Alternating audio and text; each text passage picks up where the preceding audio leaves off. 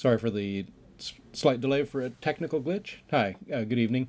I'm Tom Baker. I'm the founder and director of HeartScope Learning in Overland Park, Kansas.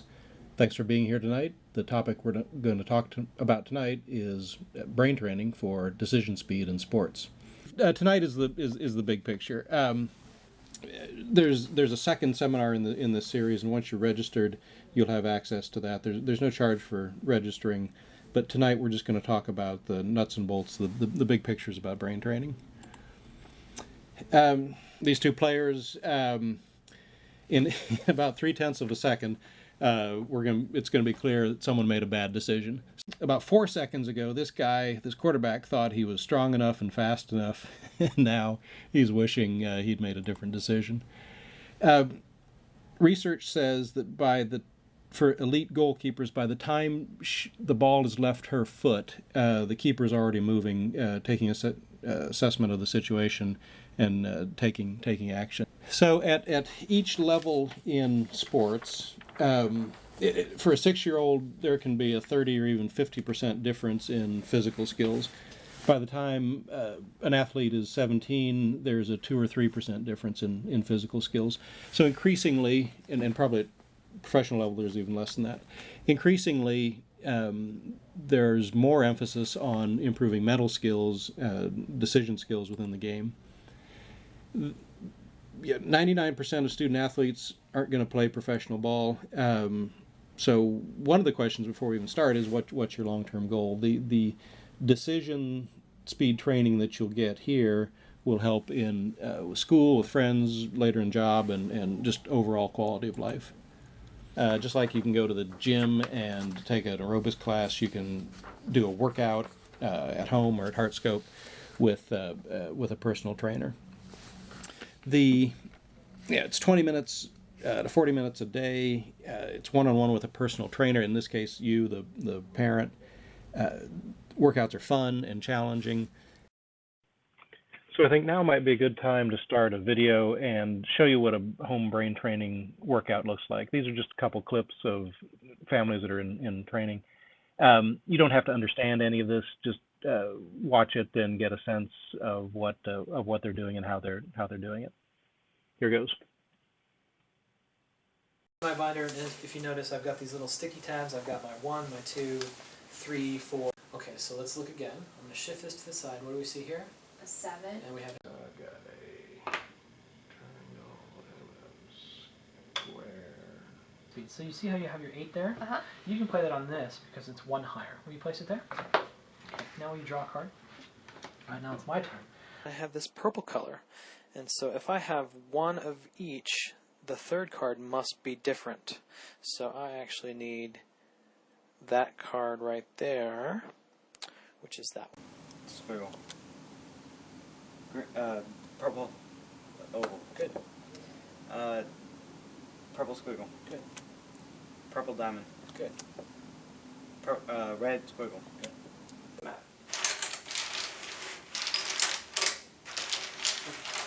Take a ready breath. Spine is straight. 6. Go. Find all the 6s.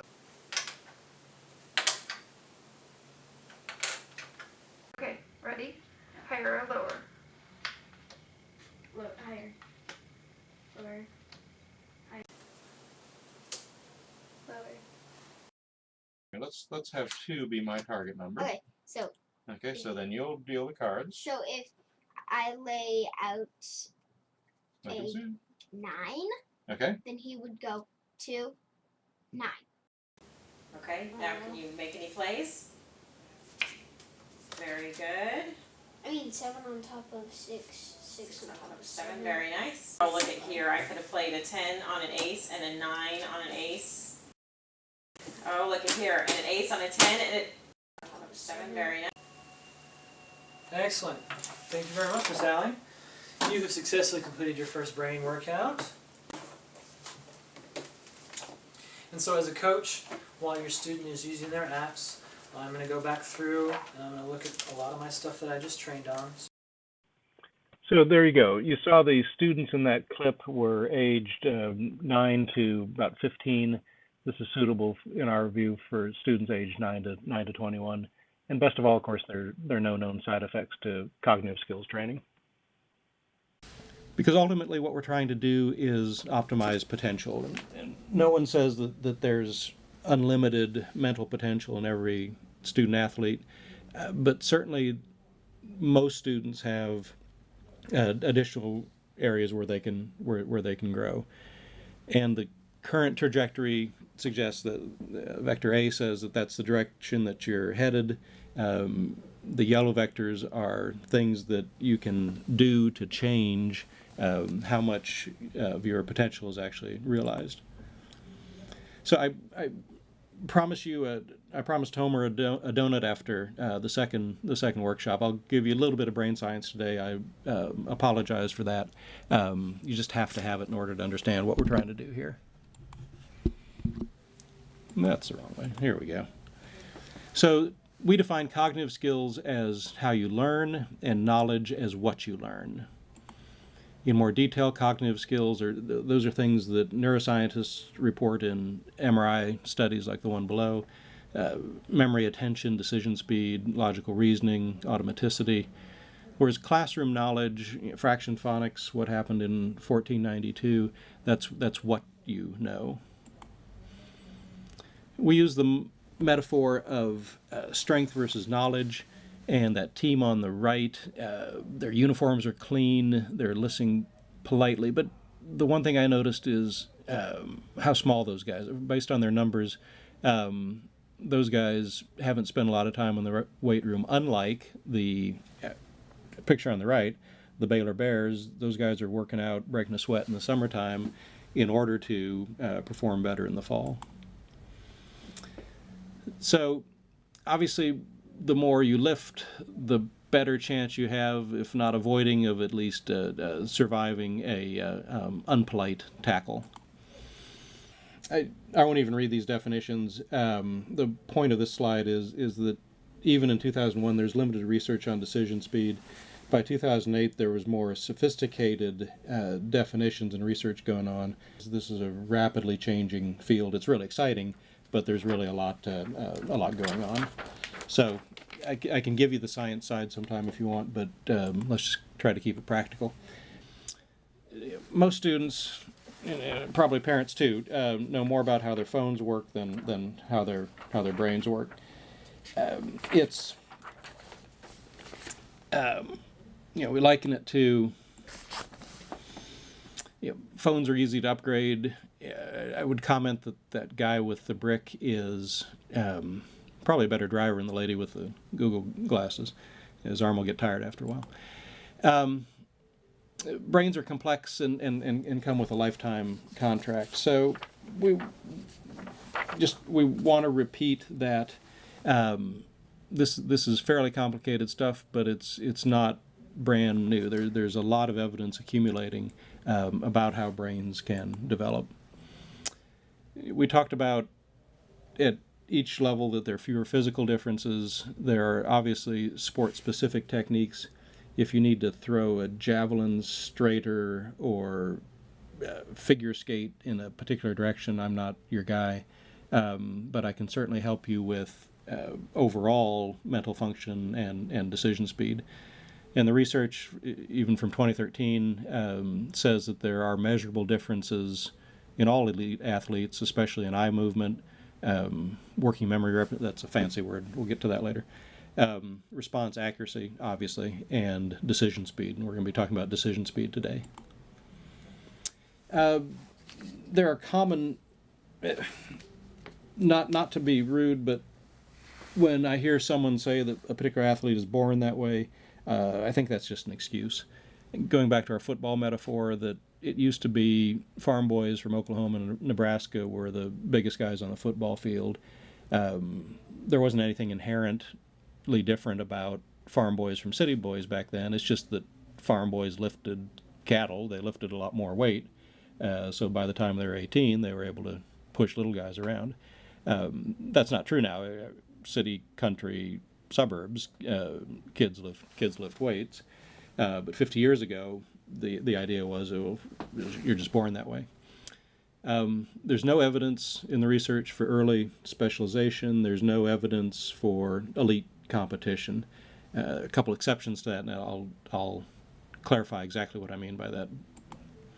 What we do know about expertise, a professor at Florida State named Anders Ericsson has come up with the 10,000 hour rule, and it's rather than specialization or elite play, it's accumulated hours of engaged play. The total number of hours that you acquire over the course of your athletic career, if it meets certain criteria, engaged play, determines your skill level. We obviously don't know when the athlete is 6 years old if they're going to have a growth spurt at age 17 or not. So there's some physical things that have yet to be known or knowable. So it's the mental things that happen between 6 and 17 that then lay the groundwork for the physical skills as they emerge. Their history is respite with elite mentors. Tom Brady has Mel Martinez, George Brett has Charlie Lau. The Manning brothers have their dad, former NFL quarterback. I would... let me just say that some parents can be good coaches. Obviously, Archie knew a lot about football and was able to impart that to his boys. My sons are 99th percentile in decision speed because I know a lot about that. But I have to tell you, they're not 99th percentile in bat speed. I don't know the subtle differences that I would need in order to continue to progress in their baseball careers.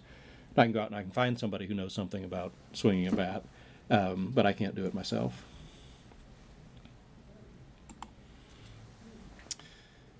So some of these fancy words, targeted means that if we're trying to build decision speed, we want to target that in a mental workout as opposed to targeting working memory or fluid reasoning. There are reasons why you would target to those other skills, and we can talk about that later.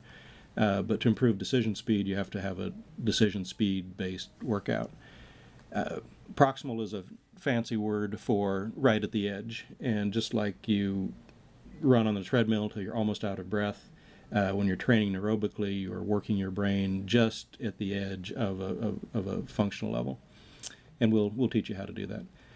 Adaptive means that we change the training based on the student's growth and progress. You can't just do the same thing over and over again. A, that gets boring, but B, it's not effective because it's not adaptive. Optimal dosage means, rough terms, it means no pain, no gain. We try to target 200 to 300 minutes a week of neurobic training. That doesn't sound like a lot when you consider that 3,000 minutes is the average amount of time that a student spends in front of a screen. I get a lot of pushback from general public on 300 minutes a week, but it's actually fairly rare I get much pushback from athletes. Musicians as well. Musicians at an elite level understand the idea of how much time you have to invest in order to gain proficiency.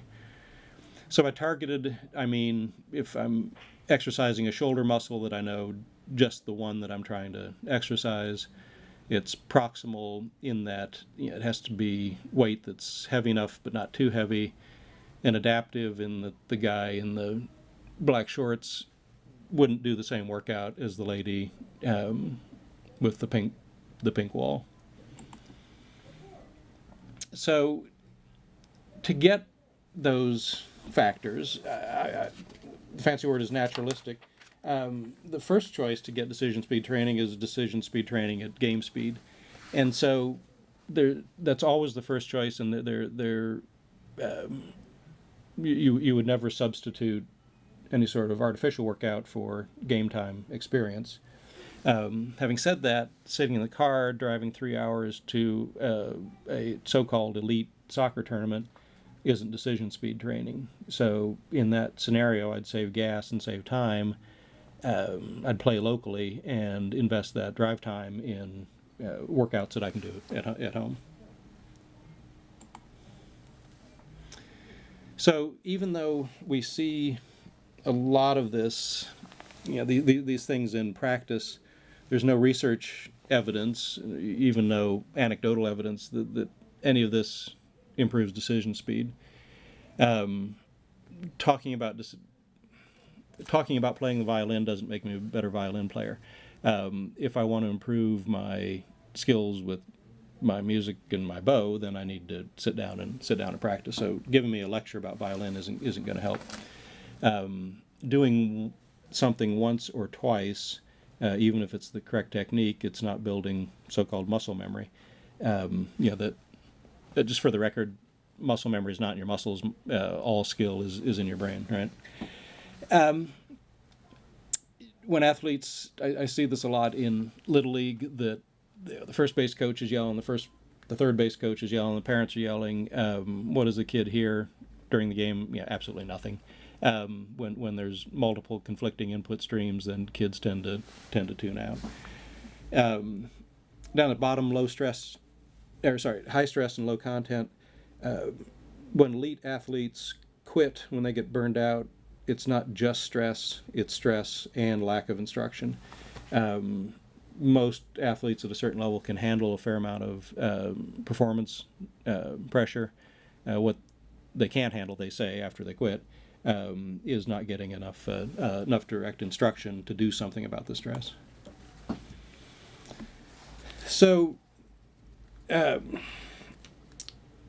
obviously there's little decision speed growth if those four conditions, targeted, proximal, adaptive, and dosage, aren't met. But the main reason that doesn't happen is that there isn't enough knowledge in the community, and that's what you're going to help with. You're going to watch this webinar and you're going to spread it around. People who take a short versus long-term view, you would do things differently in the short term than the long term if your growth was building confidence and building decision speed. Goal orientation is whether we're orienting the athlete towards winning or whether we're orienting them towards improving. Now, if you improve step by step and you're working at your maximum rate, you're going to win. But the goal, the way we approach that with athletes is not win at all costs, it's improve at all costs, if you will. Obviously, there are risks to over and under training, especially burnout, and then in injury situations, you get misguided rehab. And at the bottom, number 7, for a 6-year-old or a 9-year-old starting their athletic career now, we don't know what the conditions are going to be like in the sports world when they're 25. If 300 pounds is the typical size of an offensive lineman now, I'm pretty sure it's going to be more than that when these kids are eligible for a pro career. So we don't know what conditions are going to be. We don't know what level of emotional distress that parents today are going to be willing to put their kids through in order to get up to that elite level. So again, our neurobics program is daily brain workouts, one-on-one with a personal trainer. There are 2 conditions you have to meet. It has to be fun, it has to be challenging. If it's just fun, then you're just playing games. If it's just challenging, then the kids are going to burn out, and either the coach or the student athlete is going to quit before you've reached your goals. So you have to achieve both conditions of fun and challenge. So we've got several options. You can, as an individual family, enroll in our Parents as Coaches program. The total fee is around $300. Our fee is $219 at this point. Then there are about $30 to $80 of materials, brain games, playing cards, dominoes that we're going to ask you to buy on through Amazon or locally. So the basic program is about $300. If you live in Kansas City, or we can also do this via Skype. Well, I think we can do it via Skype. I'm not sure after tonight. That we can consult for an hour a week at $500 a month. The best, both for the student and oddly enough for us, is we call free for 3. That's where if you have 3 families at the end of your cul-de-sac all working on decision speed training at home, then we make our part free for everybody. Each family still has to buy the playing cards through Amazon, but our part is free.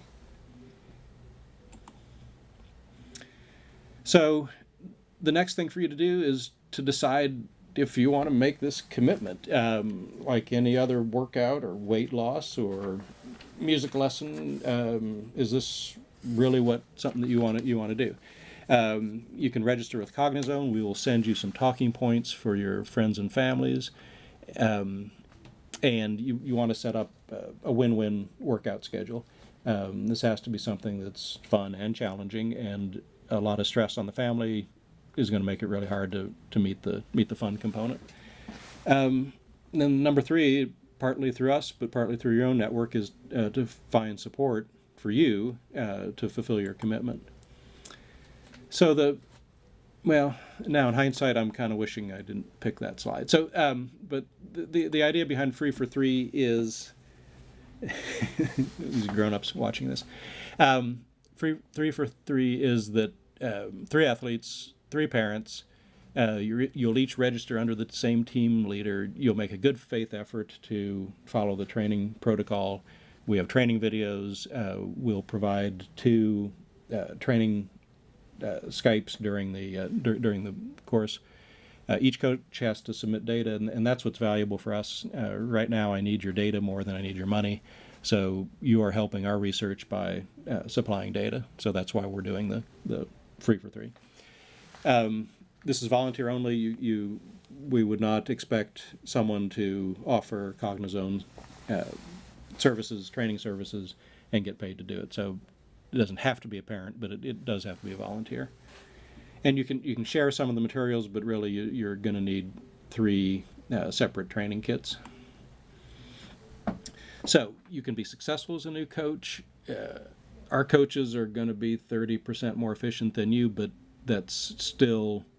you're still providing 70%. So it's if you can afford to get coaching here, or you live in Kansas City or want to come here, that's fine. But you can do just as good a job at home by following the recipe. So workout looks like, warm greeting. You'll run through a series of 1 to 3 minute, we call them plays. It's one-on-one coach to student. There'll be at the end 10 to 15 minutes of electronic app play. We prefer an iPad. Don't run out and buy one if you don't have one, but there's some good electronic apps that we can use for that.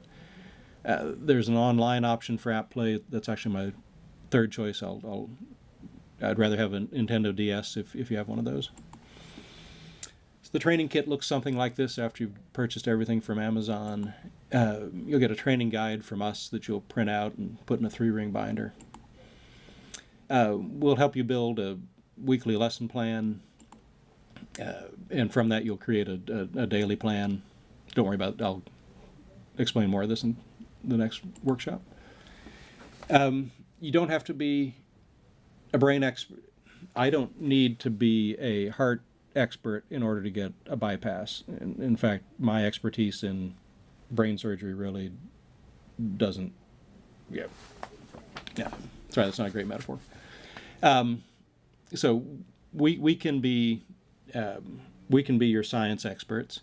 The main thing that you have to provide is fun.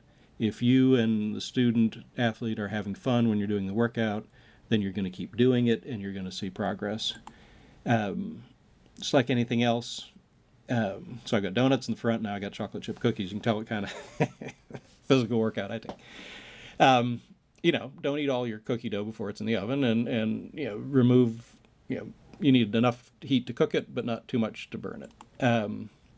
So training, if it's fun and challenging, time will fly by, you'll feel rewarded, you'll see visible changes within 6 weeks, and you'll see significant growth in 10 to 14 weeks. On the other hand, if the workouts are stressful, then either the coach or the student is going to resist training. We end up where coaches have to resort to bribes or threats, and someone, usually the grown-up, gets worn out and quits to stop the drama. So then you don't get, not only do you not get the benefits, but you also feel guilty about not getting the benefits, so it tends to amplify stress for the whole family. I know this is going to work because there's a group at Berkeley who did, using these very same tools, and in a non-aerobic format, got amazing results.